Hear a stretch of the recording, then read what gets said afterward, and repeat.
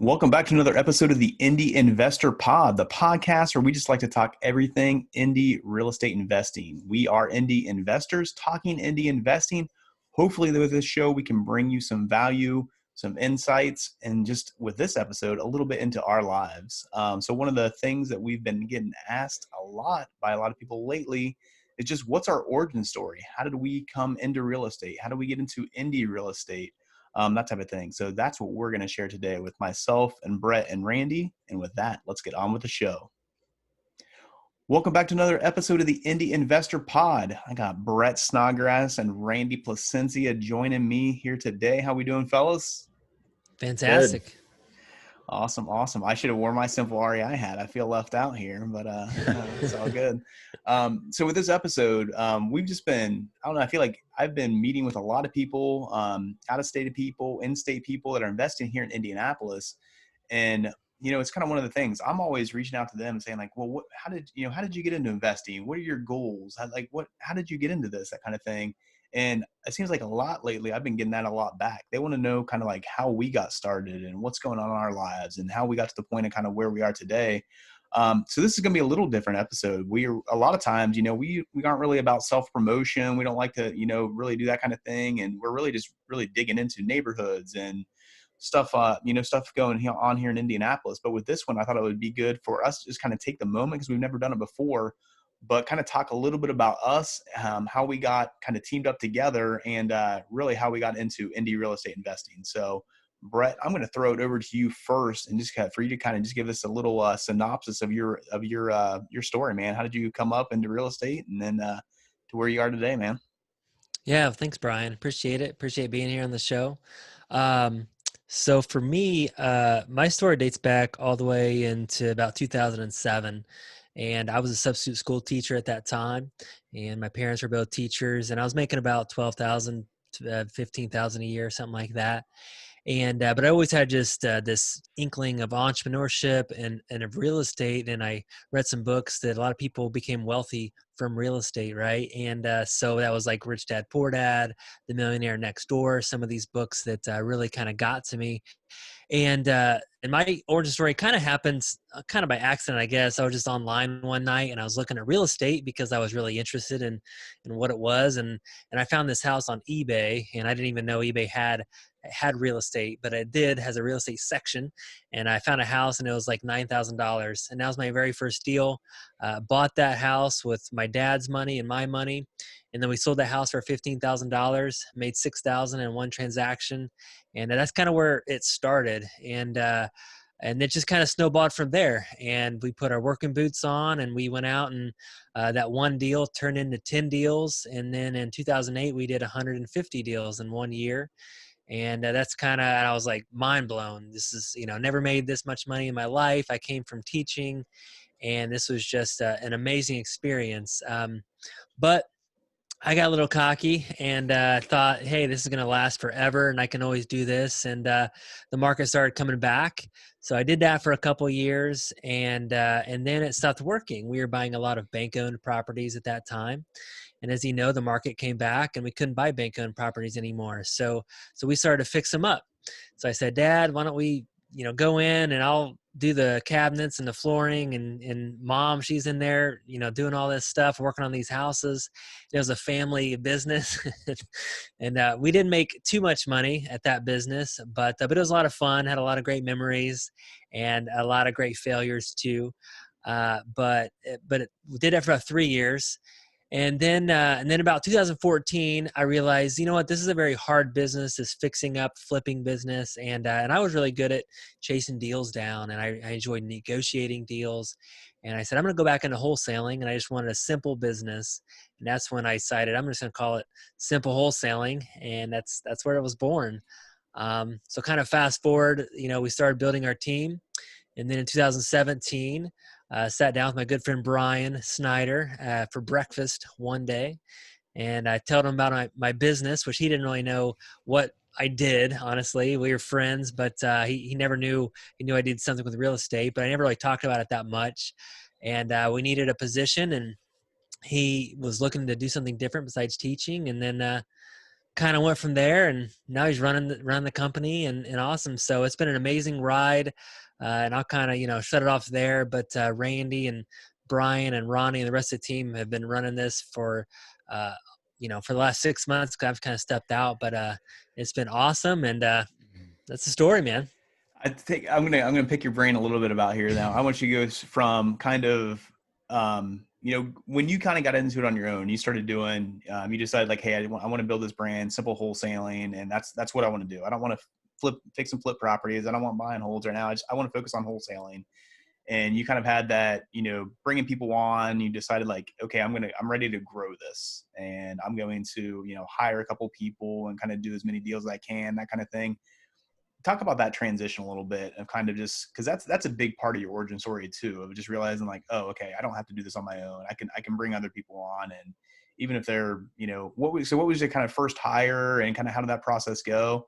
And then to throw one more piece on there, what should have been maybe your first hire? What should you been looking to do maybe? Yeah, definitely. So, so back in 2014, and I had a friend of mine, and he needed a job, right? And that was my very first hire. We're sitting down at Cracker Barrel one morning eating breakfast, and he needed a job for about 18 months, couldn't find a job. And I said, well, why don't you work for me? I heard about people writing these letters, and they mailed them out. And that was my very first hire. So I hired him to write yellow letters, literally hand wrote those, and I paid him a quarter per letter. And that was my first hire. And then I had some other people in my life that said, again, hey, I'm looking for a job. Whatever you're doing, it looks pretty cool, and maybe I can work for you. So that's I hired more people. So it's mostly just my friends, and then so I'm used to working with friends and family. And if I could do it over again, again, I didn't really know how to run a business, right? And I really learned how to do that is when I hired a business coach. And this was about 4 or 5 years ago. Hired a business coach, and he really started to teach me how to run a business. And he said, Brett, you can't just walk around the building and feel like somebody's a good hire and just hire him off a whim. You can't do that. And I said, well, why not? It's working out. And he's like, well, it won't work out. Just wait and see. That's exactly what happened. So, our team looks a lot different today than it did, and we've learned a lot through that. If I could do it over again, number one, I always try to pick out the thing like that I really don't enjoy doing the most, or that I'm the worst at, right? And for me, that was probably talking on the phone, negotiating with sellers. I wasn't that good at it, number one, and I didn't enjoy it at all. So that would have been my first hire out. And so, how I would do that was I would put some feelers out there, interview them, have them take a test, personality test, and get some feedback from them, and just do more formal than just off the hunch, honestly. So awesome, man. It's been a journey. So it's kind of crazy going from that one house and that Yeah. $9,000 house in Akron to Yeah. all the deals you've done. Do you have a count on how many deals you've done over the last however many I've years you've been doing this now? I've lost count, but I think, and this might be inflated a little bit, but I think it's about 3,000. I mean, we've Yeah. done probably 300 deals in the last few years, so that gets up there when you start doing that many Yeah. per year, for Yeah. sure. So awesome. Awesome. Thanks for sharing, Brett. So Randy, how about you, man? How did you, give us your story, give us your background, and how you got into, went from just being an all-star in track into just selling like 300 houses a year, man. Yeah, man. So started there. So I graduated college from Indiana State in December 2010. I elected to take an extra semester because the job market was horrible at that point. I was majored in finance, and I wanted to get into like the investment banking world, and just couldn't find any opportunities. So I decided to take an extra semester in college to study, right? Um, Hopefully the job market kind of bounced back, and it didn't.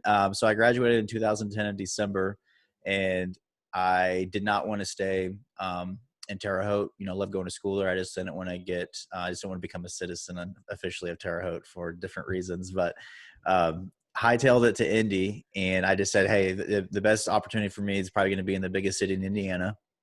I knew I was going to stay in Indiana, so I just got an apartment in Indy and just kind of went on a job hunt. And it only took like a couple months. I got a job like selling roofs for a roofing company, which At that age, at that point in my life, it was a great gig. I mean, it was, 100% commission based, which I didn't mind. I never had a job like that before, but I got to travel. Like, we're basically like storm chasing. So I spent a lot of time in like Missouri. Like, I even had like a second apartment out there because I spent so much time. And we were just selling roofs, man. I got hooked up through a good friend of mine that I also went to college with. So I was out with him, like, so just two young guys just selling roofs and, living the life, man, making money. That lasted for about a year.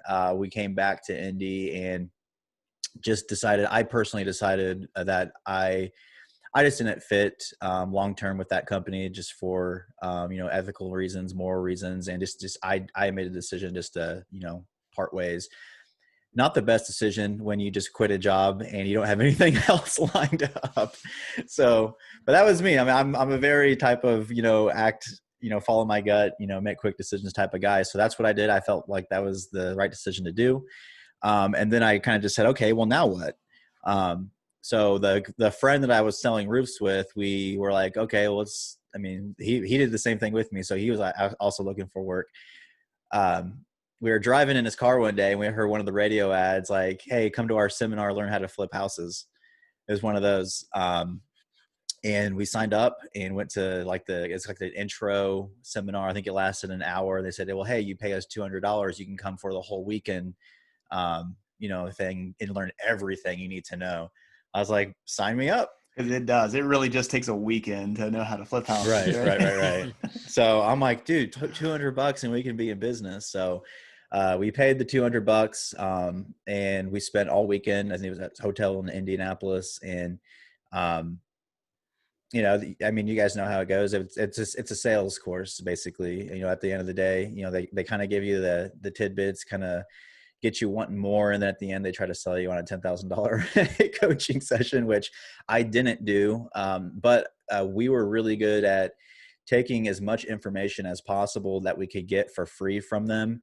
And just doing the best we could and just kind of taking it from there. So our whole goal was we wanted to start flipping houses. That's what we wanted to do. So we're two guys, we don't have a job and we don't really have that much in savings because I'm in that stage of life where I just spent all the commissions I made because I'm young and I like to party. You know what I mean? So we're like, okay, well, they talked about this thing about wholesaling. So this is late 2012. We didn't know, we knew enough. We knew what wholesaling was based on what they told us in the seminar, but we didn't know how to get leads. We didn't know how to talk to sellers, and we just didn't know anything like that. But we did know we had to look for beat up homes, and all we have to do is get the property under contract and sell it to a cash buyer. That was it. So,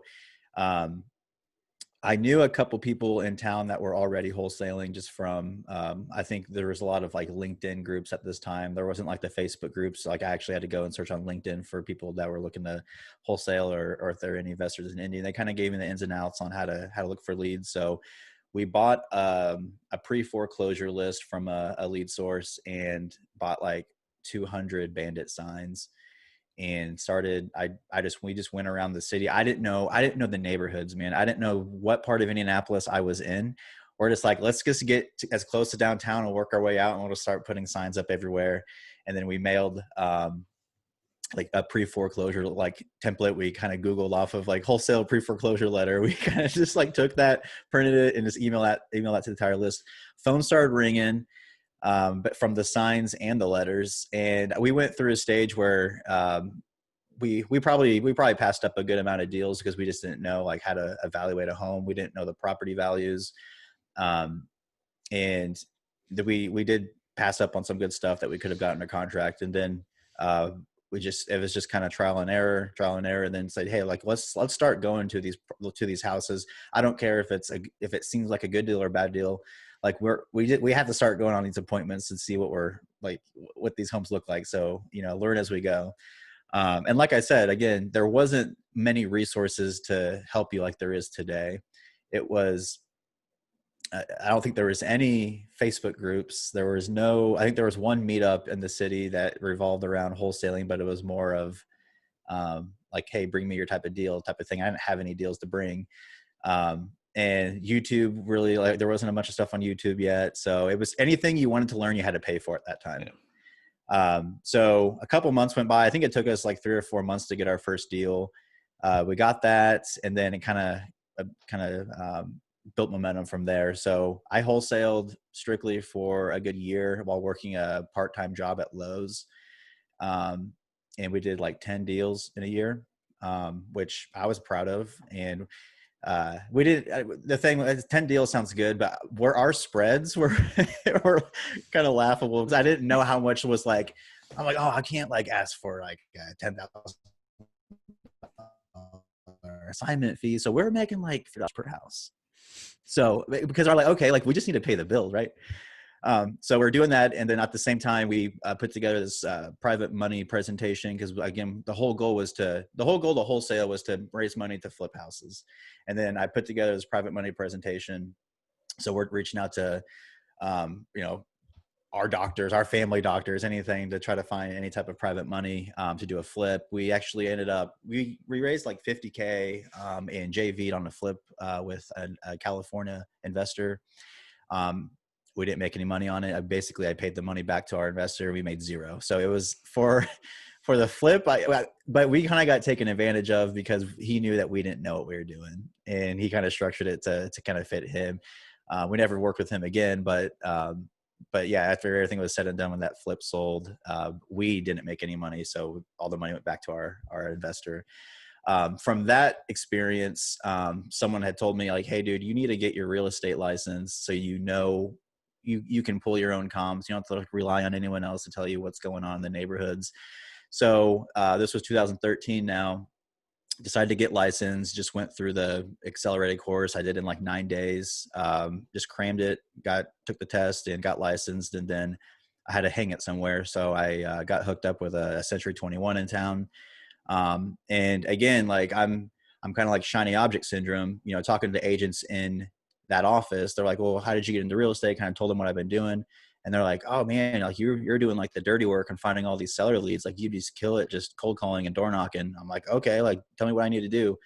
So I jumped full-time into being a full-time real estate agent. And my main source of leads was door knocking, expired listings. And then I was calling for sale by owners. That's all I did. I got really good at that and put wholesaling aside, never wholesaled a deal for 7 years. And I just went all in on becoming a full-time agent, and I really enjoyed it. I was doing well for myself, like for an individual agent, I could take care of my family. So I was happy about that, and got to a point about 2 years ago where the excitement was gone for me on just being just a typical agent. I didn't have fun, driving buyers around showing homes anymore with them not moving forward or making an offer, just kind of like tire kickers. And it was just the excitement was out of it. The only part of the business I liked anymore was generating leads, going out and like doing the dirty work, what people would say, the stuff that people didn't want to do. And that's at one point when I was like, okay, well, let me start to get into the mortgage business. And I got my mortgage license, and I was like, this isn't any better. This is actually worse. And I think I was one night I was just like on a site, I'm like, well, what else is out there? Maybe maybe this is the end of the road for real estate for me. I like it, but I don't love it. And I ran into your guys' ad. You're looking for an acquisitions agent. And I said, well, what's the worst that could happen? My resume was already uploaded. It just kind of went directly to you. Went through that whole thing, but now I came on the disposition manager instead of acquisitions, which was even better because I think it kind of fit me more. As far as like my personality, my background, my history, but that's how I got on Simple Wholesaling. That was January 2019, right? Yeah. And I've been doing that ever since and love it. So I always kind of joke with you. I'm like, you guys might have saved my career in real estate. I might have been doing something else, man.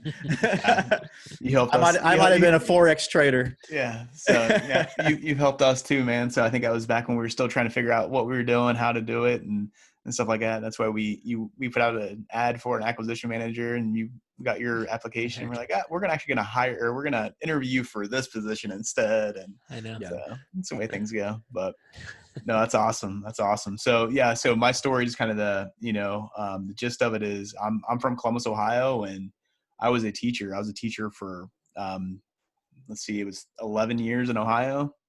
And then I always had like random jobs too. So I did some construction, I did some restaurant management, I was a zip line guide for a while. Always had just some random jobs in the summertime as I was teaching and things. And through that whole process, I was always supposed to be a principal. That was always the end goal. I was going to teach for 10 years, then get my master's, become a principal, and right on track to do that. And then at that point, I ended up meeting my now wife. She was living out here in Indianapolis, and I was living in Columbus. And basically, I was supposed to become the principal of the school I was at like that next year. And we were kind of did the whole driving back and forth from Indianapolis to Columbus every weekend thing, and I said, it's going to be a lot easier for me to get a job out in Indianapolis. Let's get married and not do this whole drive back and forth thing. Because if we don't do it now, then we're going to go another year, because I can't leave in the middle of a school year or anything like that. So we got married and moved out to Indianapolis, and I started teaching out here. So I taught out here for 3 years.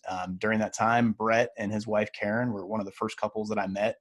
I came out here to Indianapolis. I think Brett, I think you and your wife were like in a small group with my wife at some point before we met and stuff. And so I got to know Brett, and Brett and I would go out for, have a beer and watch a basketball game every now and then and kind of hang out, and decided one time to play in this basketball tournament. And Brett tore his Achilles that tournament, first time we ever played together and stuff. So it's probably good. I was surprised I didn't get hurt. I was way fat and out of shape at that point. But so I think it was like during that point, and I kind of forgot all about this. We were on Steve Trang's podcast, and he was like kind of asking us about this. And I kind of forgot about this part of our story, man. But yeah, I took you I think I took you maybe 2 or 3 doctor's appointments and stuff. And when you're getting examined for your Achilles and things, and we just kind of, got talking, got to know each other through that, which was pretty cool. So, but I got out here and when I was here in Indianapolis, it was still kind of that track of like, hey, I want to become a principal. I'm going to do that. And I had some couple interviews, couple offers to become like an assistant principal and that type of thing. And once I kind of got into that a little bit more, I realized I did not want to be a principal. It was totally different than being in the classroom and teaching. I was a successful teacher. I really enjoyed it. Had a lot of fun with it, but being a principal is completely different. And realized real quick that with my personality, when people don't like the decisions you make, you're going to struggle. And that was going to be me. So I wanted to do something different. And like Brett mentioned, he and I went out to breakfast one morning. It was like literally not to talk about anything. We were just going to have breakfast. And he told me they let somebody go from that was doing his marketing, and they were going to come out with this course to teach people how to wholesale. And I was like, yep, let's do it, man. I think I'm on board. My classroom was already all set up. It was like 3 weeks before the school year started. But yeah, and I think I tried to convince you to let me try to do it part-time and still teach another year to try to figure it out. Yeah.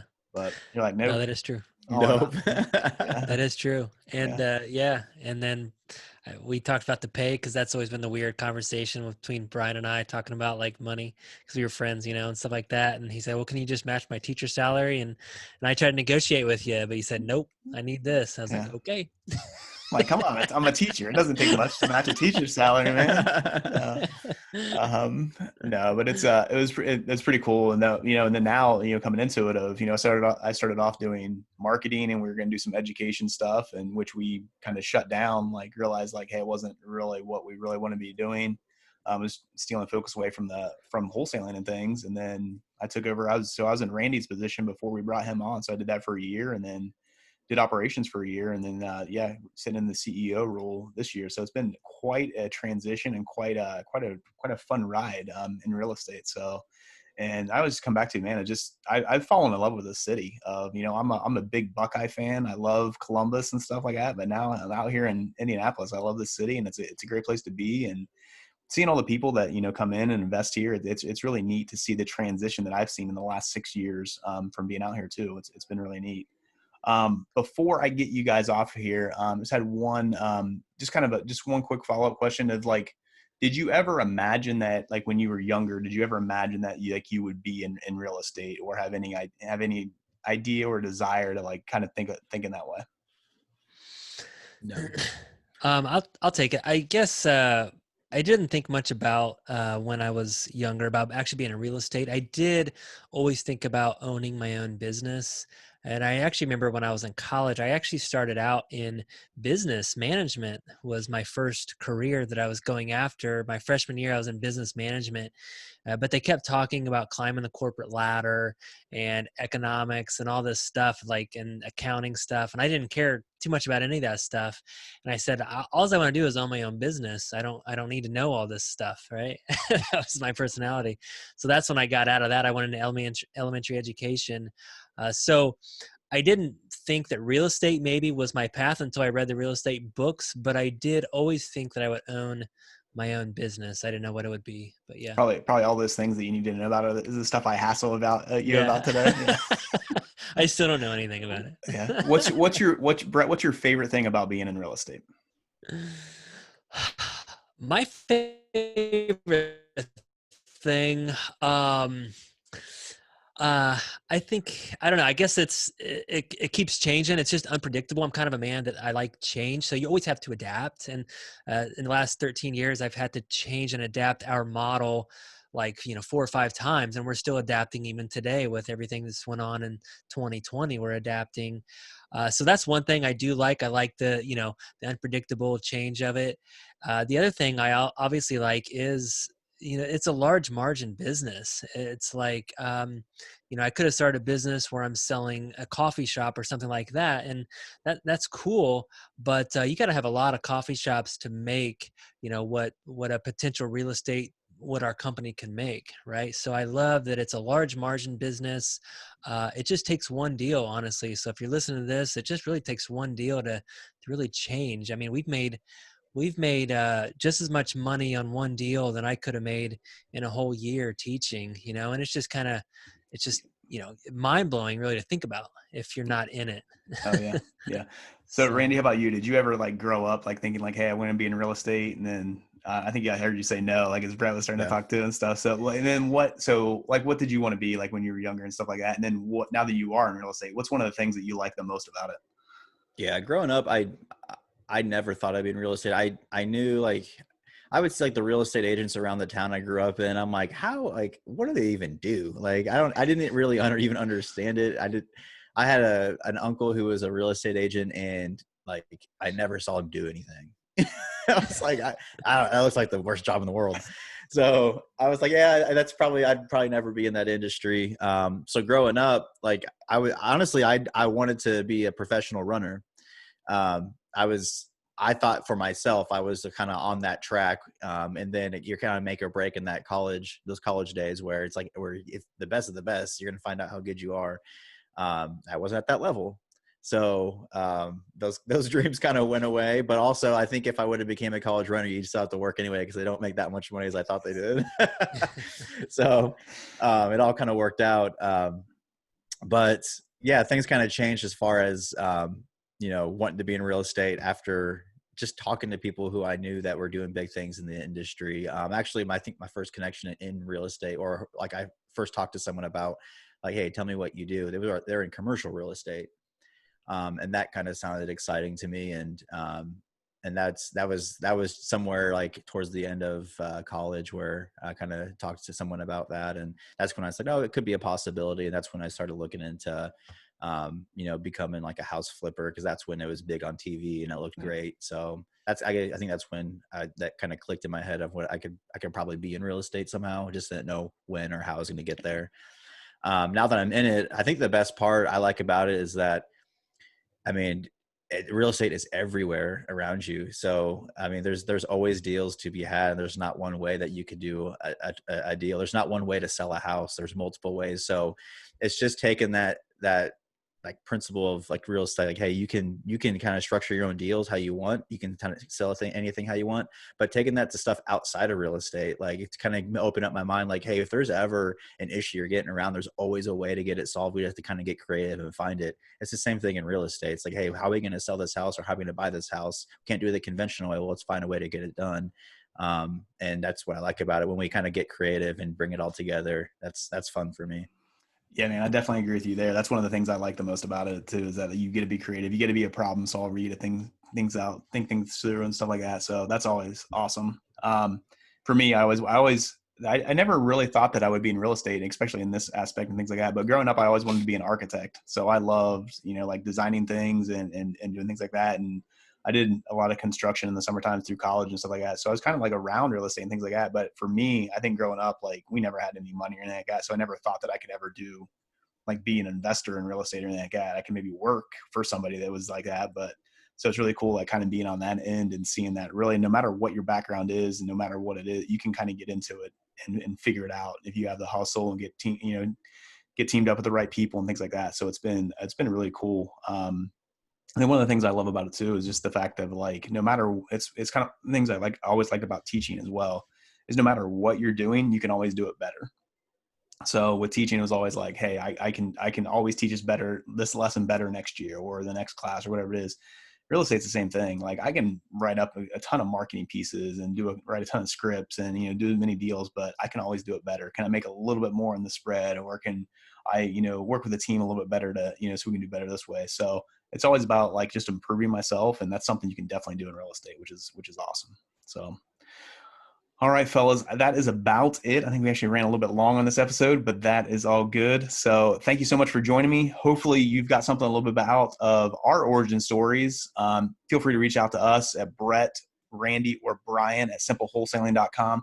We would love to talk to you. If you have any questions, definitely here for you for that. And also we would love to hear your origin story. So let us know how you got started in real estate. Let us know what you're doing, what those goals are and things like that. If there's anything we can do to help, that's what we're here for. That's why we do this podcast. And with that, that's a wrap for this Indy Investor Pod. We will see you next time. Take care.